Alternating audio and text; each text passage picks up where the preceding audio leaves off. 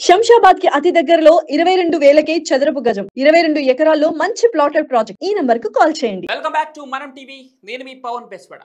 గత కొన్ని రోజులుగా ప్రపంచవ్యాప్తంగా మళ్లీ మొదలైన కరోనా వైరస్ కేసులు ఇప్పుడు భారత్లో కూడా చాప కింద నీరులా విస్తరిస్తున్నాయి.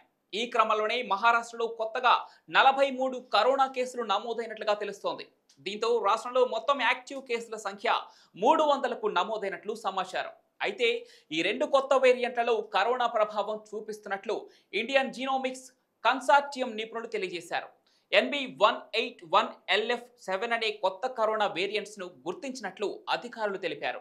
ఇప్పటికే JN1 వేరియంట్ కేసులు కేరళ, తమిళనాడు, మహారాష్ట్ర, కర్ణాటక, ఢిల్లీలో పెరుగుతున్న నేపథ్యంలో అప్రమత్తంగా ఉండాలని ప్రజలకు సూచిస్తున్నారు. ఇక అన్ని సౌకర్యాలతో కూడిన ఆసుపత్రులను సిద్ధం చేసుకోవాలంటూ అధికారులకు సూచనలు జారీ చేస్తున్నారు. ఆరోగ్య శాఖ విడుదల చేసిన నివేదిక ప్రకారం పూణేలో అత్యధికంగా 35 కేసులు నమోదు కాగా ముంబైలో 8 కొత్త కేసులు నమోదయ్యాయి. అయితే జనవరి నుంచి మహారాష్ట్రలో మొత్తం 300 కోవిడ్ కేసులు నమోదైనట్లు ఆరోగ్య శాఖ విడుదల చేసిన నివేదికలో పేర్కొంది.